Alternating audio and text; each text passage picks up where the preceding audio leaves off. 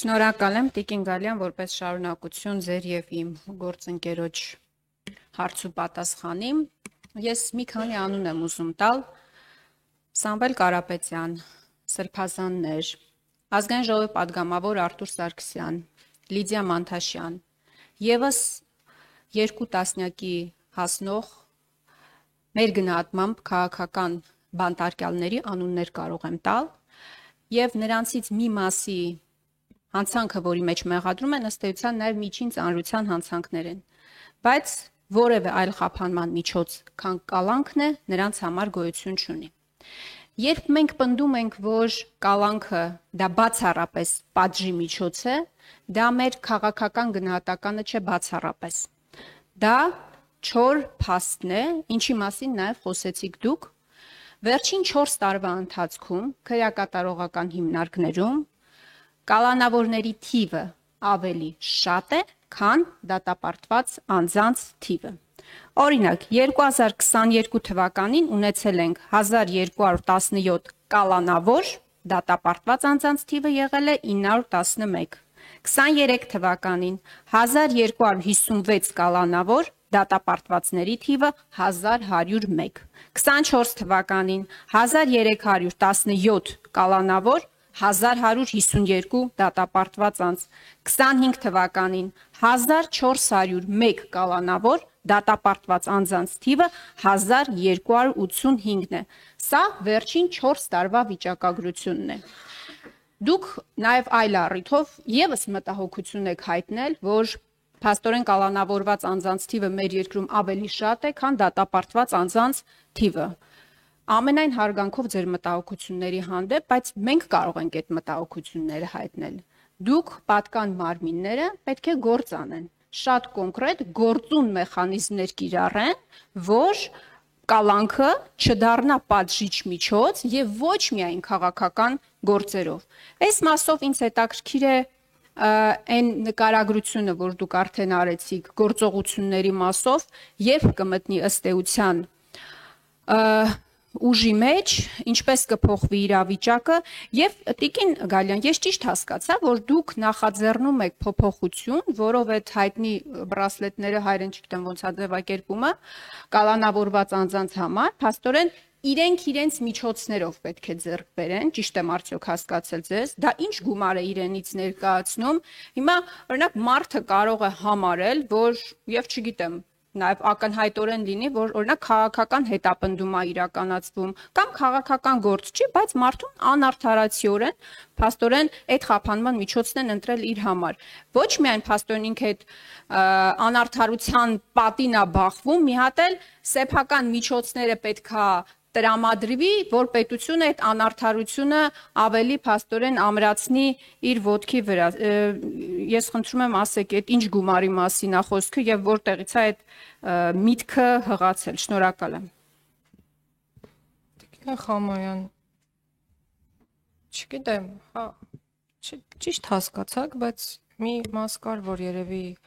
ես ոչ ճիշտ արտահայտվեցի, որպեսզի դուք ավելի ճիշտ հասկանայիք։ Այսօր էլ կա այդ կարգավորումը, որ անձը իր սեփական միջոցների հաշվին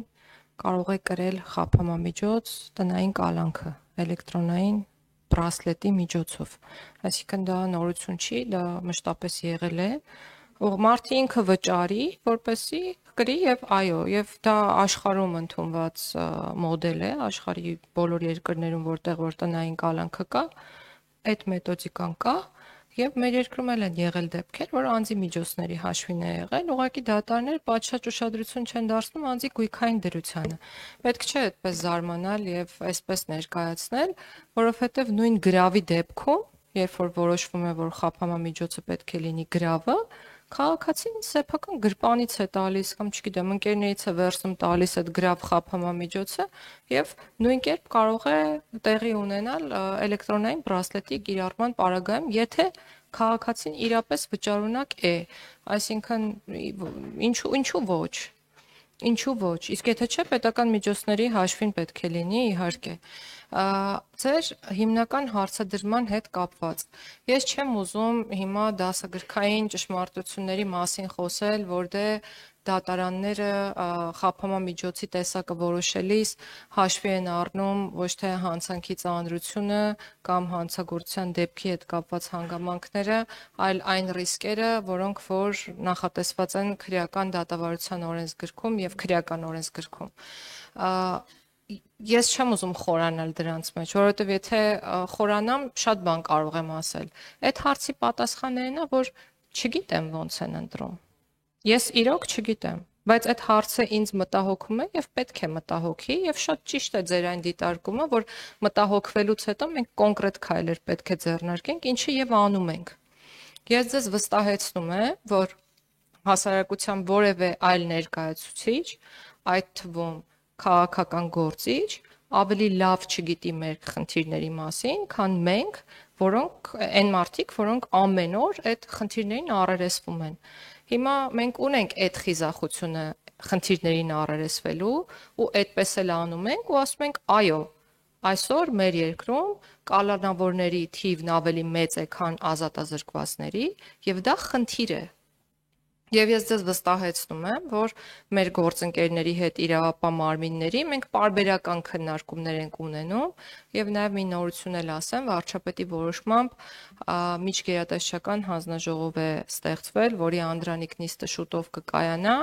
եւ հարցերը, որոնք պետք է քննարկի այդ հանձնաժողովը, վերաբերելու են հենց քրեական արդարադատության ոլորտին, քրեակատարողական եւ պրոբացիայի ոլորտին։ Ինչու ենք սա նախաձեռնել, որպեսզի անընդհատ երկխոսություն լինի մեր իրավապահ մարմինների, այսինքն մեր քաղաքականություն մշակողների, իրավապահ մարմինների եւ դատարանների միջև, որպեսզի մենք կարողանանք միասնական մոտեցումներ ունենալ։ Միջգերատեսչական հանձնաժողովի կազմում գիտենք մոտավորապես ով է։ Այն մարմինների ներկայացուցիչները, որոնք որ ես թվարկեցի։ Շատ բարի։ Տիկին Գալյան, նորից ամենայն հարգանքով ձեր մտահոգությունների հանդեպ։ Դուք ղեկավարում եք մի կառույց, որի անունը արդարադատության նախարարություն է։ Դուք երկրում արդարադատություն իրականացնող եք մեր շարքային քաղաքացիների պարզ ընկալումներով։ Տիկին Խամյան, խնդրում եմ, քաղաքականություն, արդարադատություն իրականացնող չի արդարադատության նախարարությունը։ Դա հակասահմանադրական հայտարարություն է։ Խնդրեմ։ Պարոն Վարդանյան, մեր հասարակության շարքային քաղաքացիների ընկալումները շատ պարզ մարդկային, շատ պարզ են արդարադատության նախարարությունից։ Հիմա մենք սահմանադրական ձևակերպումների մեջ առաջարկում եմ չխորանանք։ Ես կարծում եմ, որ դուք նաև ստեղծված իրավիճակի համար գոնե բարոյական ըստ էության պատասխանատվություն եք կրում։ Դուք շատ արդարացիորեն մատնացույց արեցիք իրավիճակը, ես էլ թվերը բերեցի։ Հիմա ես ասում եմ, բացի այն գործողությունները, որոնք դուք ունեք թղթի վրա, էլ ինչ քայլեր եք ձեռնարկում իսկապես իրավիճակը եւ առհասարակ մթնոլորտը երկրում փոխելու համար։ Տիկին Գալյան, օրեր առաջ փաստաբանին, որը գրառում էր արել, կոշտ գրառում էր, կոպիտ գրառում էր, վիրավորական գրառում էր, այո, կարելի է այդ ձևակերպումները տալ։ Մեղադրանք են հարուցում արատավորող տեղեկություններ հայտնելու հոդվածով, լավ են անում, որ հարուցում են։ Մի ամբողջ ալֆա ջոկատ գործից կտրում են, բերում են փաստաբանին,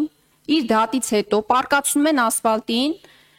բերման են ենթարկում եւ խափանման միջոցը ընտրում են կալանքը։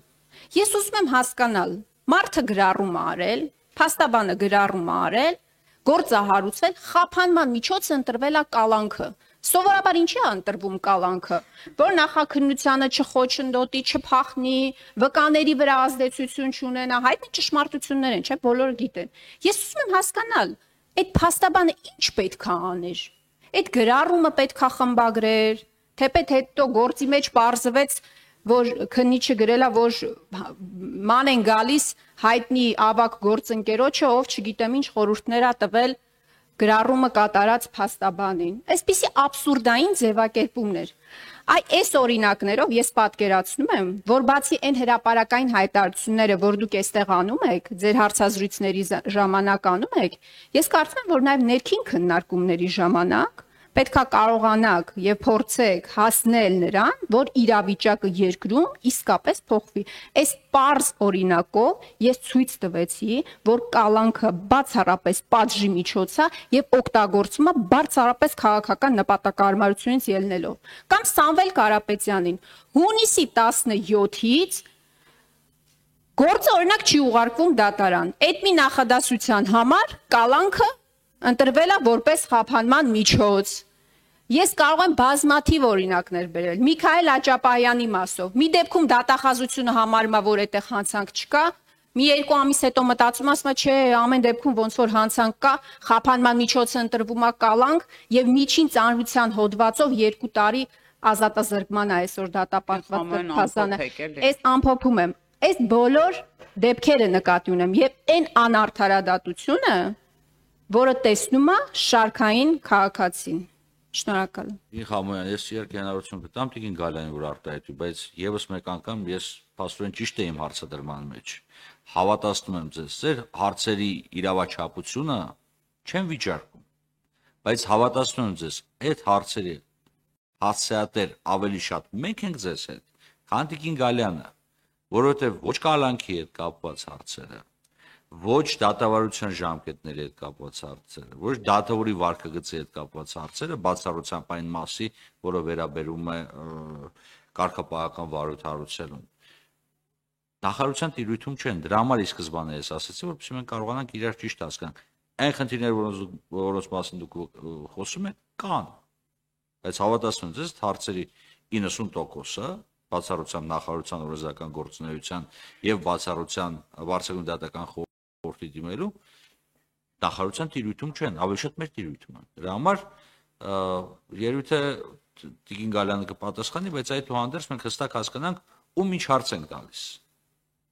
Բայց առանց սահմանափակելու, կարաք ցանկացած հարց տաք, սա վերաբերում է յուրաքանչյուրին։ Խնդրեմ Տիկին Գալյան։ Շնորհակալություն։ Տիկին Խամոյան,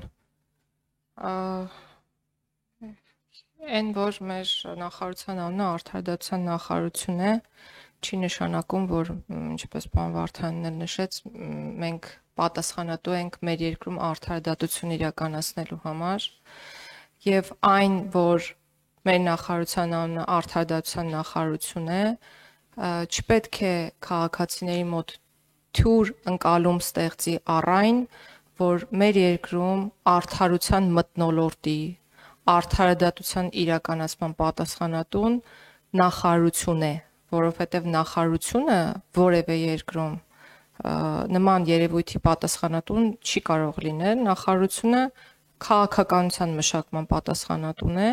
եւ նախարարությունը զբաղված է հենց այդ գործով։ Ես մի միտք ունեի տարիներ շարունակ, որովհետև այս հարցը տարիների խորքից է գալիս, միշտ մարդիկ շփոթմունքի առաջ են կանգնում, նույնացնում են արդարադատության նախարարությունը արդարադատություն իրականացնող մարմինների հետ, եւ միտքս այն էր, որ պետք է նախարարության անունը փոխենք ոնց որ այլ երկրներում է եւ դարձնենք օրենքի նախարարություն օրինակ, բայց հետո մտածում եմ ցանկացած հակաօրինական արարք, որ տեղի ունենա մեր երկրում, Ministry of Law, որ շատ երկրներում այդպես է կոչվում, Ministry of Law, բայց հասկացա, որ բոլոր հակաօրինական արարքները էլի կկապվեն այդ նախարարության հետ ու մենք խնդիրը դրանով ըստ էության չենք լուծի եւ կրկնում եմ, որ նույնիսկ բարոյական դաշտում այն ամենի համար, ինչը արդար չէ կամ արդար չի ընկալվում քաղաքացիների կողմից, ես եւ նախարարությունը պատասխանատու չենք։ Մենք պատասխանատու ենք ոլորտի քաղաքականության մշակման համար, որը իրականացնում ենք եւ իրականացնում ենք կոնկրետ հասցեագրումներով, կոնկրետ նախագծերով, որոնց մասին ես արդեն խոսեցի։